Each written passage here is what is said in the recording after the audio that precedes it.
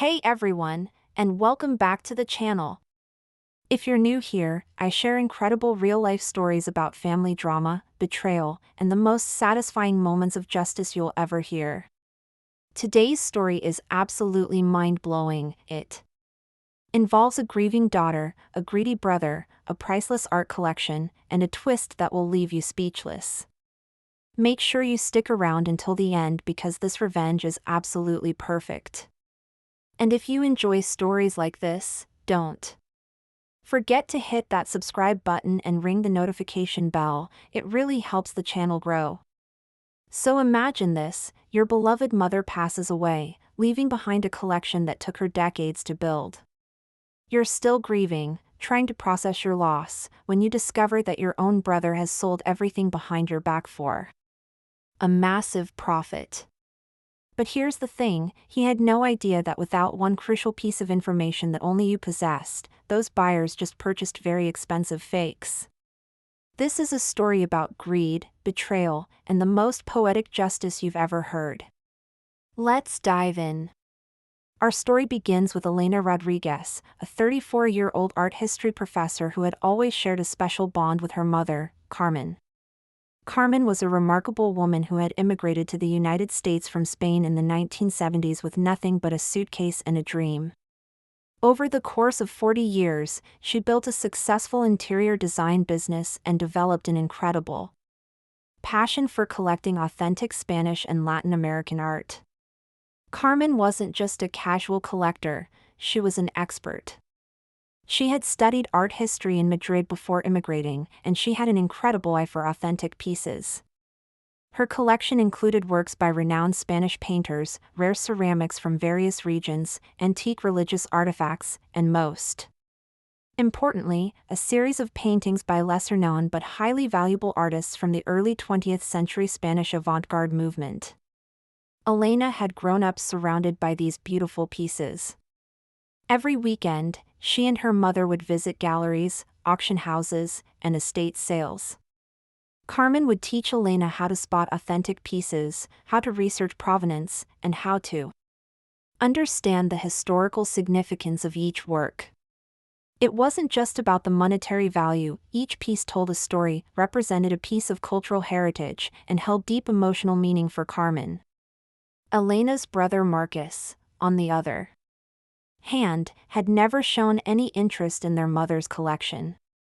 He was 5 years older than Elena, worked in finance, and frankly, he saw the art as nothing more than expensive decorations taking up space in their mother's house. While Elena was getting her PhD in art history, Marcus was focused on making money and climbing the corporate ladder. He'd often joke that he didn't understand why anyone would pay thousands of dollars for old paintings when you could buy perfectly good prints at the furniture store. The relationship between Elena and Marcus had always been strained. Marcus was the type of person who measured everything in terms of financial value. He'd constantly make comments about how Elena was wasting her education on art history instead of pursuing something more practical like business or law.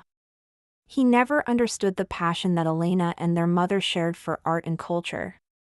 When Carmen was diagnosed with pancreatic cancer at age 68, Elena immediately took a leave of absence from her teaching position to care for her mother. She spent the last 8 months of Carmen's life by her side, helping her organize her affairs, documenting the collection, and most importantly, just being there for the woman who had given her everything. During those final months, Carmen made Elena promise to protect the collection. "Mija," she said weakly from her hospital bed, "this collection is not just about money. Each piece represents our heritage, our history. Promise me you'll keep it safe. Promise me you won't let anyone who doesn't understand its true value get their hands on it."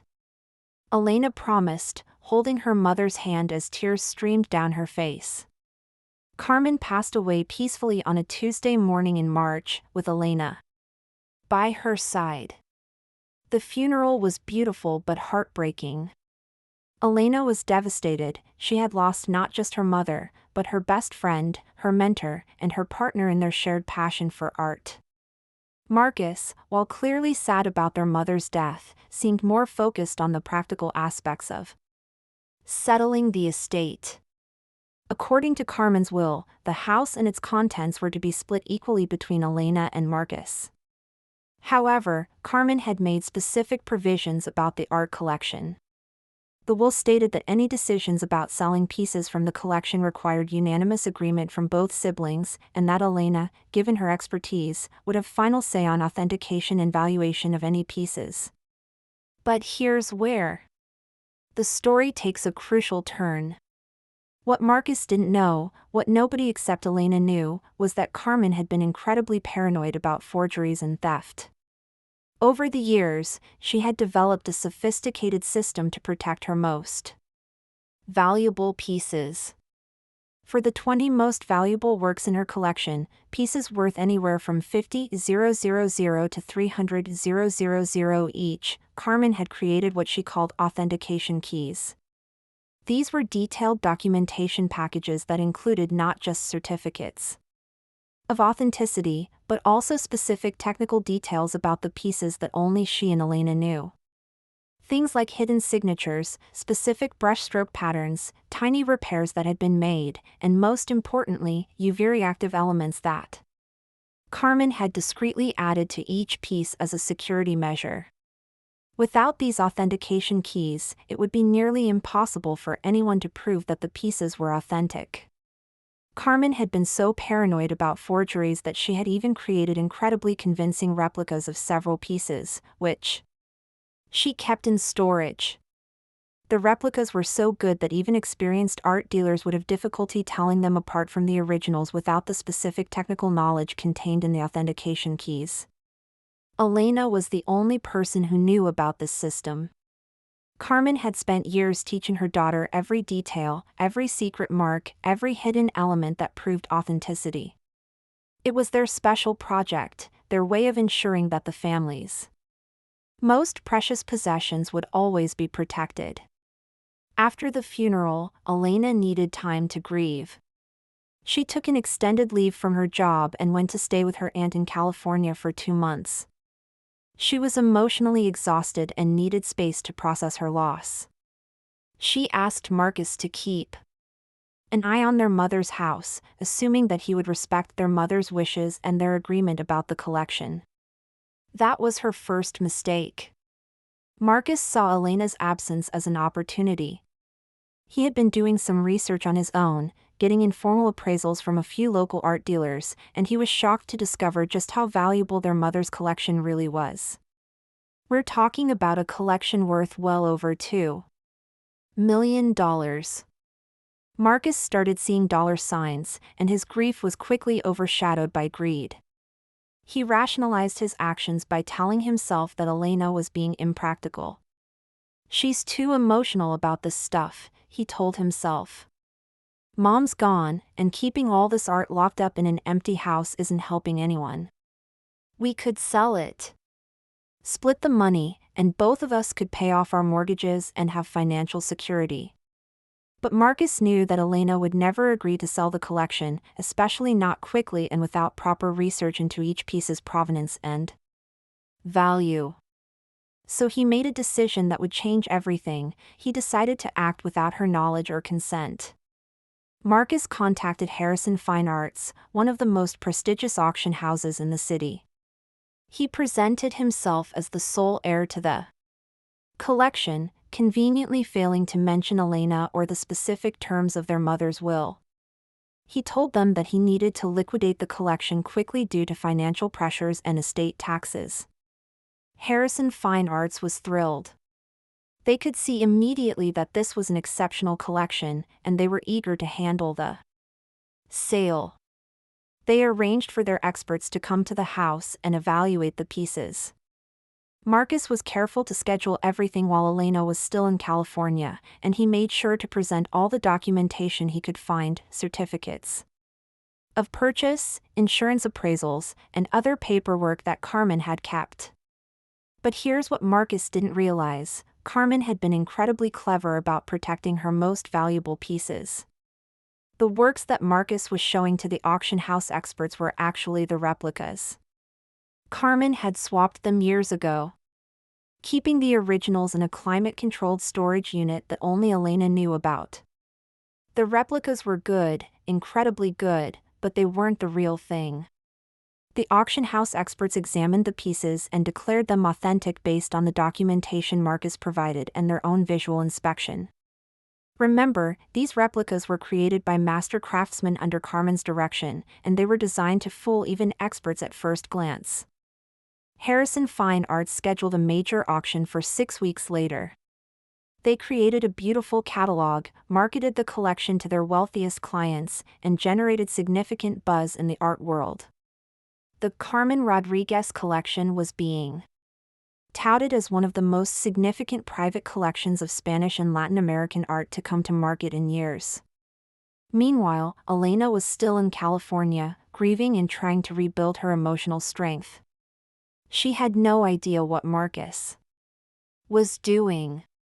She trusted that he would respect their mother's wishes and their legal agreement about the collection. The auction was a massive success, at least from Marcus's perspective. The 20 most valuable pieces sold for a combined total of $2.3 million. Marcus was ecstatic after the auction house tunai their commission, Hughes looking gate over $1.8 million. He had already decided that he would present Elena with a fait accompli. He'd give her half the money and explain that he'd made an executive decision for both of their financial benefit. But Marcus made one crucial error. He was so excited about his windfall that he couldn't keep it to himself. He started bragging to mutual friends about the successful sale, and word eventually got back to Elena through her cousin Maria. Elena received the phone call on a Thursday evening. Maria was confused and concerned. "Elena, I just heard from my friend who works at Harrison Fine Arts. She said your brother sold your mother's entire art collection last week? I thought you were keeping it in the family?" Elena felt like the world had stopped spinning. "What are you talking about?" Marcus wouldn't, he couldn't, we have an agreement. But as the reality sank in, Elena felt a rage unlike anything she had ever experienced. Her brother had betrayed her, violated their mother's wishes, and sold their family's heritage while she was grieving. She immediately booked a flight back home. The confrontation with Marcus was explosive. Elena stormed into his house at 8 in the morning, still wearing the clothes she had traveled in, her eyes red with fury and exhaustion. "How could you?" she screamed. "How could you sell Mom's collection behind my back? You know what those pieces meant to her. You know what they meant to me." Marcus tried to play it off casually. "Elena, calm down. I did this for both of us. Do you have any idea how much money we made? I've got a check here for $900,000 with your name on it. We're both set for life." "I don't want your money," Elena shouted. "I wanted to preserve Mom's legacy. Those pieces were irreplaceable. They were just paintings, Elena. Mom's gone, and keeping them locked up in an empty house wasn't helping anyone. At least now we can both benefit financially." That's when Elena smiled. It was a cold, calculated smile that made Marcus suddenly uncomfortable. "Marcus," she said quietly, "please tell me you didn't sell the pieces from Mom's private collection. Please tell me you only sold the pieces from the main house. What are you talking about?" "I sold everything. The whole collection.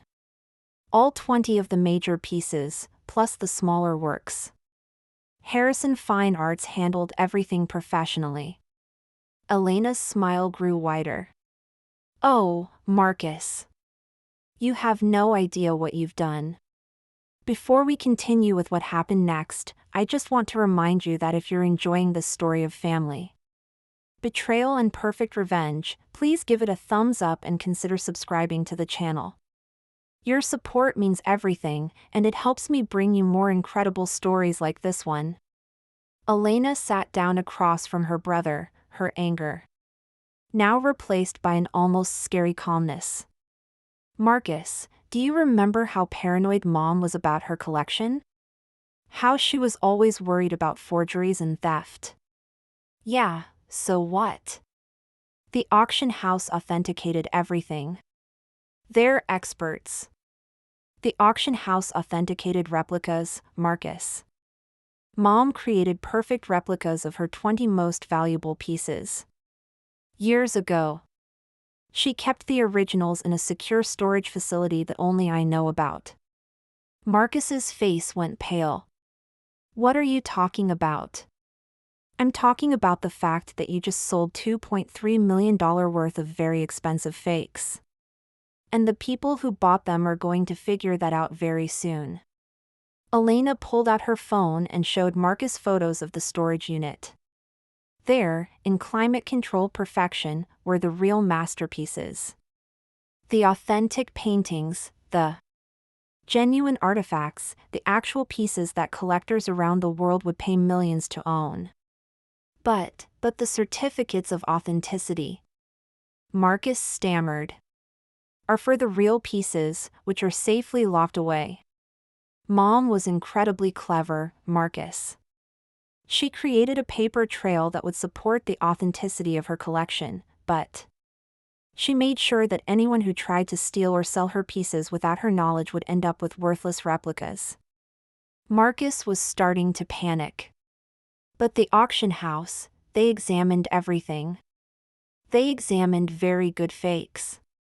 Mom hired master craftsmen to create those replicas. They're beautiful, they're convincing, but they're not authentic. And here's the best part, I have the only authentication keys that can prove which pieces are real and which are fake.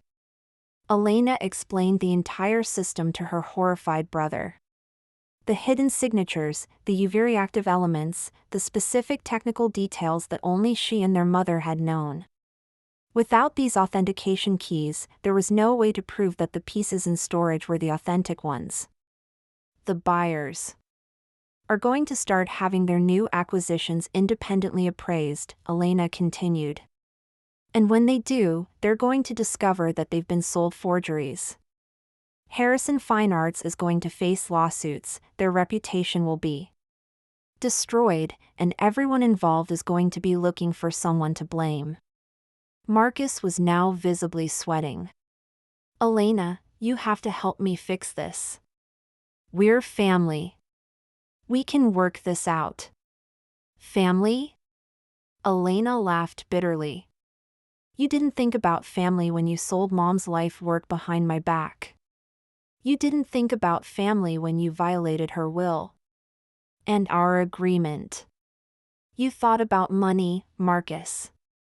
Just money. But I'll go to jail. The auction house will sue me for fraud. That's not my problem. You made this mess, you can figure out how to clean it up. Elena stood up to leave, but Marcus grabbed her arm. Wait! What do you want? There has to be something you want. Money? I'll give you all of it. The house? You can have it. Just help me fix this. Elena looked at her brother for a long moment. There is one thing I want. Anything. Name it. I want you to publicly admit what you did. I want you to call Harrison Fine Arts and tell them the truth. I want you to contact every single buyer and explain that you sold them forgeries without my knowledge or consent. And I want you to take full responsibility for the fraud. Marcus looked horrified. That will destroy my career. My reputation. I'll never work in finance again. Should have thought about that before you betrayed your family. Elena walked toward the door, then turned back. Oh, and Marcus? You have 48 hours to make those calls. If you don't, I'll be contacting Harrison Fine Arts myself, along with the FBI's Art Fraud Division. At least if you come clean voluntarily, you might avoid criminal charges. What happened? Next was even more satisfying than Elena could have imagined. Marcus, faced with the choice between voluntary confession and criminal prosecution, chose to come clean. He called Harrison Fine Arts first, and the conversation was apparently spectacular. The auction house was furious, they had staked their reputation on the authenticity of the collection, and now they were facing potential lawsuits from buyers who had paid millions for forgeries. Harrison Fine Arts immediately contacted their legal team and began reaching out to the buyers. The scandal broke in the art world within days. Major auction house sells millions in forgeries was the headline in Art News magazine. Marcus's name was mentioned prominently as the person who had misrepresented the collection. The buyers were, understandably, furious. Several of them filed lawsuits against both Marcus and Harrison Fine Arts. Marcus's financial assets were frozen pending the resolution of the legal cases. His employer, learning about the fraud scandal, immediately terminated his employment. His reputation in the financial world was completely destroyed. But the story gets even better. Elena, now in possession of the real collection and the only authentication keys that could prove its value, decided to donate several of the most significant pieces to the Museum of Spanish and Latin American Art in her mother's memory. The museum was thrilled to receive such important works, and they created a permanent exhibition called the Carmen Rodriguez Collection, a legacy of cultural preservation. The remaining pieces, Elena kept for herself. She had them properly appraised by independent experts, and their total value was actually higher than anyone had realized, over $3.2 million. But Elena wasn't interested in selling them. She moved them to her own home, where she could enjoy them every day and remember her mother's passion for art and culture. The legal battles continued for over a year. Marcus eventually had to declare bankruptcy to pay the settlements to the defrauded buyers. Harrison Fine Arts survived the scandal but with significant damage to their reputation and finances. They implemented new authentication procedures and had to pay substantial damages to their clients. Elena, meanwhile, returned to her teaching position with a renewed sense of purpose. She used her experience with her mother's collection to develop new courses on art authentication and the importance of provenance in art history. She became a respected expert on Spanish and Latin American art, frequently consulted by museums and collectors around the world. The final twist in this story came 2 years later. Elena received a call from a private collector in Madrid who had heard about the Carmen Rodriguez collection. He was interested in purchasing one of the pieces for his museum, a small painting by a relatively unknown Spanish artist that Carmen had discovered at an estate sale decades earlier. The collector's research had revealed that this particular painting was actually much more significant than anyone had realized. It was a previously unknown work by an artist whose other paintings were housed in the Prado Museum. The piece that Carmen had bought for $3,000 in 1987 was now worth over $500,000. Elena sold the painting to the collector, with the proceeds going to establish the Carmen Rodriguez Scholarship for art history students. It was the perfect way to honor her mother's memory and ensure that future generations would have the opportunity to study and preserve cultural heritage. As for Marcus, he eventually found work at a small accounting firm, making a fraction of his previous salary.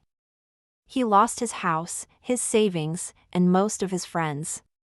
The last Elena heard, he was living in a small apartment and still paying off legal fees from the fraud case. The moral of this incredible story? Greed and betrayal have a way of coming back to bite you, especially when you underestimate the people you're betraying. Carmen Rodriguez had spent decades protecting her collection with incredible foresight and intelligence. Marcus thought he was outsmarting everyone, but he was actually walking into a trap that had been set years before he even thought about selling the art. Elena learned that sometimes the best revenge isn't something you plan, it's something that happens naturally when people's own greed and dishonesty catch up with them.